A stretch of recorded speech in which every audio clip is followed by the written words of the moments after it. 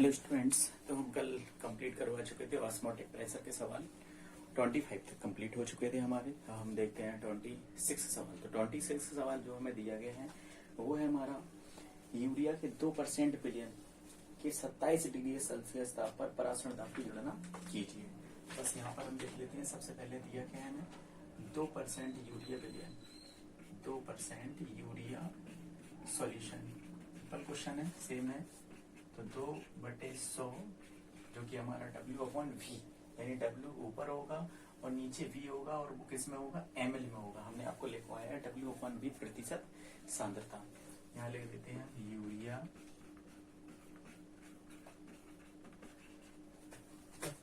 Solution, और उसने यहाँ पर दिया है टेम्परेचर। तो सबसे पहले लिख लो 2 ग्राम यूरिया, यूरिया का स्मॉल m निकाल लो।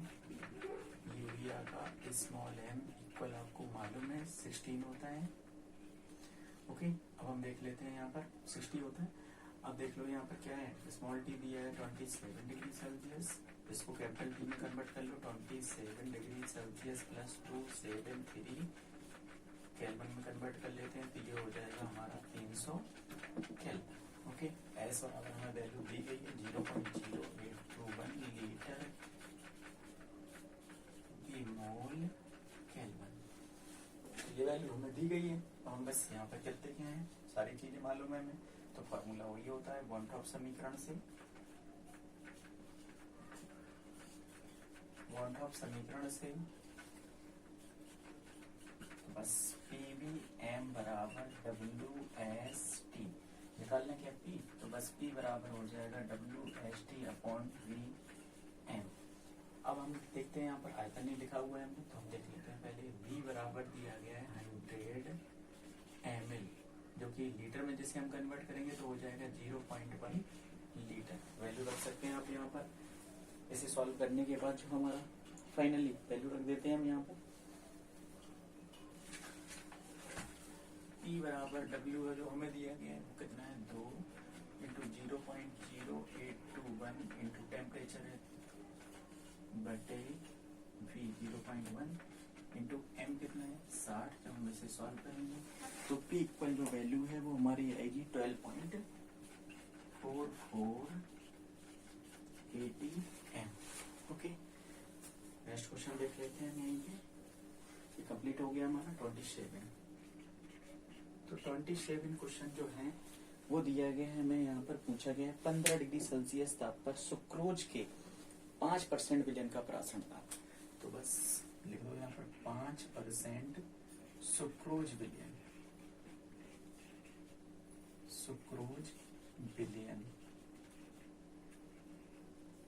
ओके, 5% सुक्रोज विलयन जो दिया गया है, इसका मतलब आपको मालूम है इक्वल क्या हो जाएगा, 5/100 सुक्रोज विलयन। ओके, तो हम लिख लेते हैं यहाँ पर W इक्वल है हमारा क्या, 5 ग्राम। 5 ग्राम है क्या सुक्रोज, और सुक्रोज का फॉर्मूला होता है C12H22O11, और V बराबर दिया है 100 ml, और हम देख लेते हैं यहाँ पर लीटर में कन्वर्ट करेंगे तो हो जाएगा 0.1 लीटर। सुक्रोज C12H22O11 का स्मॉल एम निकालते हैं, तो स्मॉल एम होगा 342, आप निकाल सकते हैं यहाँ पे। अब हमें S बराबर वैल्यू दी गई है लीटर 80 M 50 मोल केल्विन। ओके, और क्या है देख लो यहाँ पर, हाँ स्मॉल टी। तो स्मॉल टी बराबर दिया गया है हमें कितने टेम्परेचर पे, 15 डिग्री सेल्सियस तक। तो 15 डिग्री सेल्सियस कैपिटल टी में कन्वर्ट करो, 15 प्लस 288 केल्विन। बस फॉर्मूला वही PVM बराबर WS निकाल सकते हैं, इसे नोट कर लो।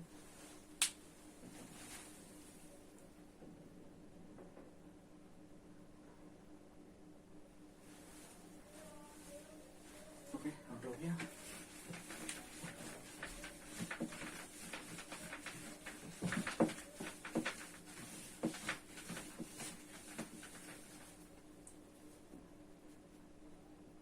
नेक्स्ट क्वेश्चन है 28।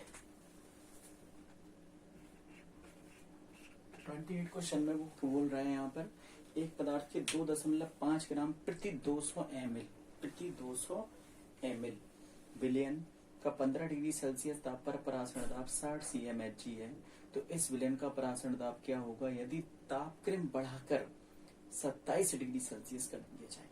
तो हम यहाँ पर देख लेते हैं। सबसे पहले तो हम पदार्थ का पहले निकाल लेते हैं, स्मॉल m निकाल लेते हैं और फिर टेम्परेचर को बदल देंगे। ओके, तो सबसे पहले देखते हैं हम यहाँ पर तो दिया क्या है, स्मॉल w है हमारा 2.5 ग्राम, तो हमारा पदार्थ है। ओके, और उसके बाद यहाँ पर v इक्वल दिया है उसने यहाँ पर 200 ml, लीटर में कन्वर्ट कर लेते हैं इसे। तो 200 बटे कितना हो जाएगा, 1000 हो जाएगा।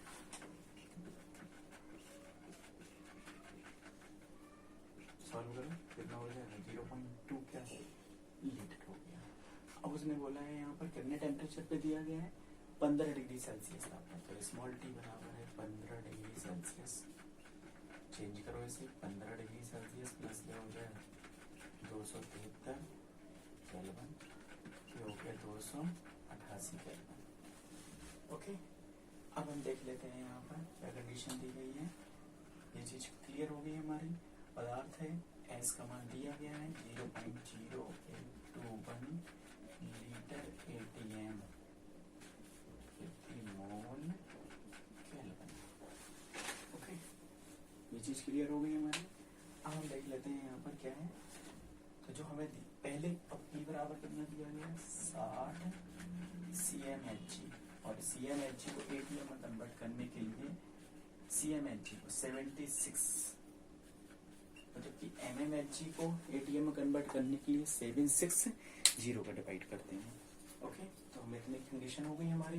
अब हम देख लेते हैं यहाँ पर फॉर्मूला PVM बराबर WST। तो निकालना क्या है m, तो m बराबर फॉर्मूला हो जाएगा WHT अपॉन P3। हम इसे क्या करेंगे, कंप्लीट करेंगे, और कंप्लीट करने के पश्चात 28 क्वेश्चन लगाने का एक और तरीका है। इस बहुत लेंथी मेथड हो रहा है, इसलिए हम आपको शॉर्ट तरीका बताते हैं, इससे भी फाइंड हो जाएगा। तो ये हम आपको बताते हैं।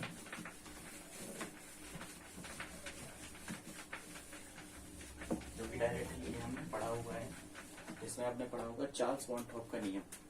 28 क्वेश्चन पढ़ा होगा आपने चार्ल्स वॉनट्रॉप का नियम, चार्ल्स वॉनट्रॉप का नियम, जिसमें फॉर्मूला है हमारा P proportional T, P proportional T, और P बराबर क्या हो जाता है हमारा KT। तो बस क्या हो, P अपॉन T बराबर क्या होता है K। ओके, तो हम इसे क्या लिख सकते हैं, P1 अपॉन T1 बराबर P2 अपॉन T2। तो बस इस क्वेश्चन में यही दिया गया है। P1 दिया गया है हमें कितना 60 cmHg, इसे ATM में कन्वर्ट करने की जरूरत। T1 दिया गया है हमें कितना टेम्परेचर है 15 डिग्री सेल्सियस। तो इसको 15 प्लस 273 हो गया 288, और P2 में पूछ रहा है तो T2 कितना है, कह रहा है 25 डिग्री सेल्सियस था। तो T2 बराबर हो जाएगा 25 प्लस 298 केल्विन। तो फॉर्मूला बस लगा दो इसी में, क्या हो जाएगा P1 अपॉन T1 बराबर P2 अपॉन T2। रखो वैल्यू, P1 कितना दिया गया 60 बटे T1 कितना है 288 बराबर P2 फाइंड करना है हमें। T2 कितना दिया 298, T2 बराबर रखेंगे हम यहाँ पर 208, ये हो जाएगा 298 इंटू 60 बटे क्या हो जाएगा 288। P2 बराबर जो हम निकालेंगे आ जाएगा 62.8 cm/08 इस तरीके से बहुत सिंपल है, लिख सकते हैं आप इसे।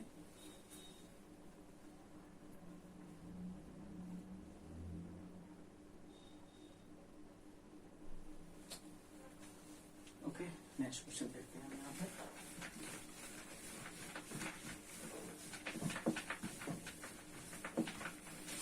नेक्स्ट क्वेश्चन हमारा संपरासारी विलयन से है। तो संपरासारी विलयन वो विलयन होते हैं जिनके परासरण दाब समान होते हैं। अब परासरण दाब समान कब होंगे?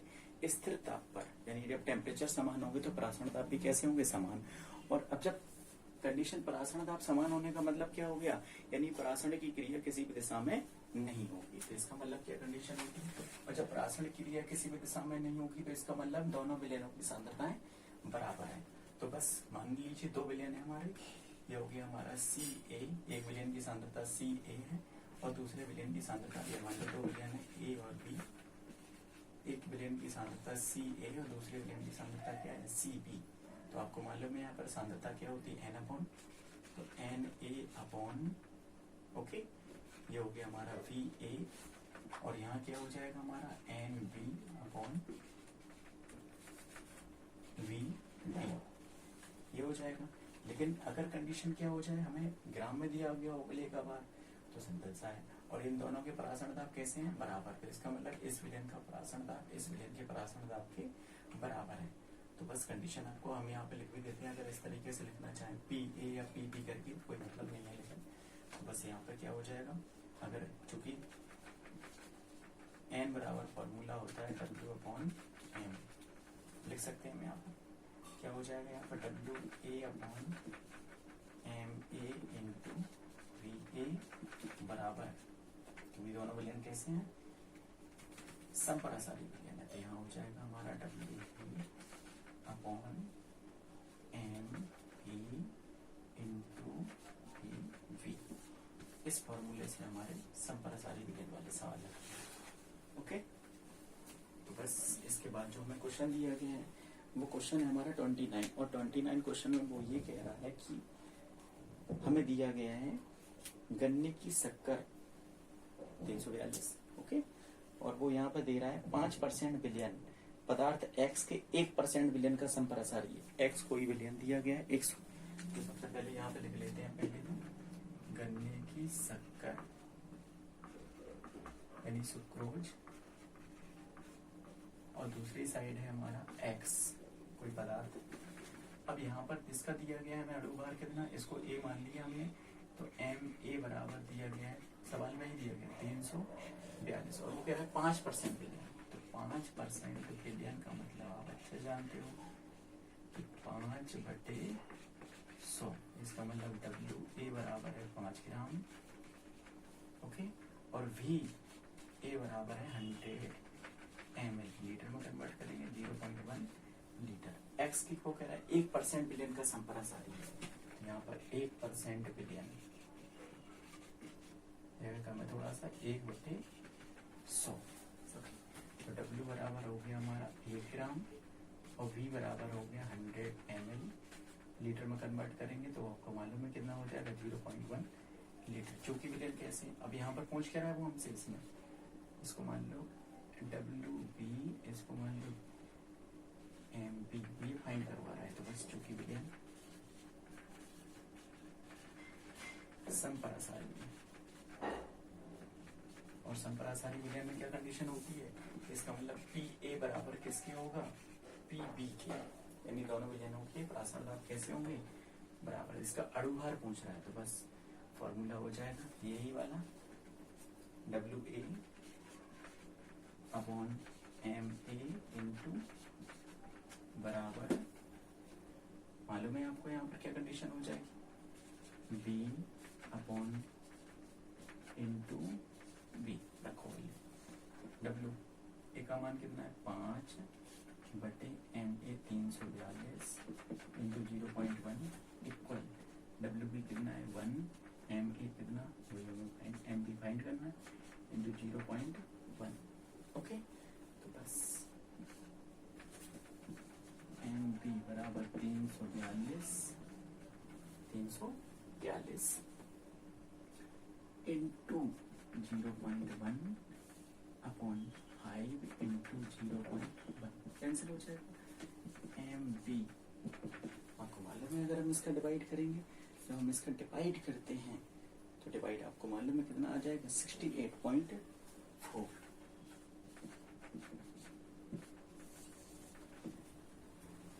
नोट कर लीजिएगा।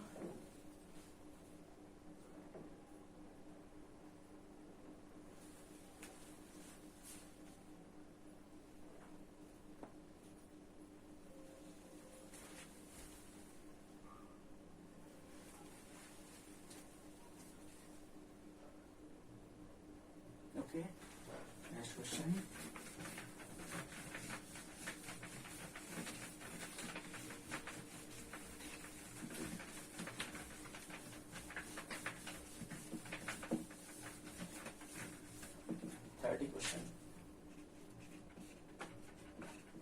थर्टी क्वेश्चन में वो कह रहा है यहाँ पर, एक ग्लूकोज विलेन की सांद्रता क्या होगी जो 6 ग्राम प्रति लीटर यूरिया विलेन का संपरासारी। तो एक साइड लिखेंगे हम यहाँ पर ग्लूकोज, ये हो गया हमारा ग्लूकोज, और एक साइड हो गया क्या, यूरिया, ये हमें दिया गया है और इसकी सांद्रता को दे रहा है, वो कह रहा है इसकी हमें निकालनी है।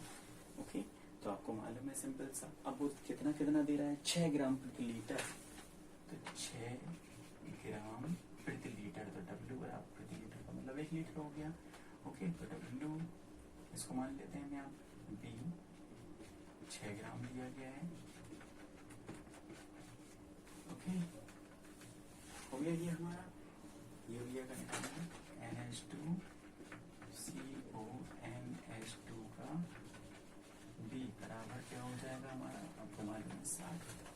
यहाँ पर निकाल सकते हैं ग्लूकोज C6H12O6 का क्या निकाल, अड़ुबार निकाल, तो Na बराबर 180। ओके, अब हमें पूछ रहा है प्रति लीटर सांद्रता ज्ञात कीजिए। प्रति लीटर जब वो सांद्रता ज्ञात करवाएगा यहाँ पर, तो आपको मालूम है इसका मतलब क्या कंडीशन हो जाएगी, भी तो हमें मालूम है क्या कंडीशन आ जाएगी। ओके, तो बस सिंपल सा है, यहाँ पर रखिए।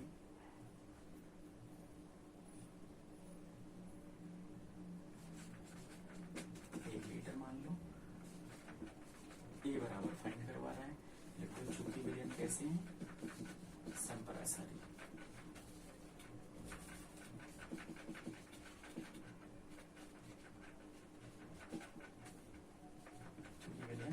संपरासारी है तो आप फाइंड कर सकते हैं, बस वही फॉर्मूला, WA/NA × VA बराबर WB/NB × B रख सकते हैं आप इसमें। जब आप वैल्यू यहाँ पे निकालोगे तो WA इक्वल जो हमारी वैल्यू आएगी वो आती है हमारी 18 ग्राम। नोट कर लीजिए, और आज के लिए बस इतना ही, नेक्स्ट में हम आपको कल बताते हैं। Okay, thank you.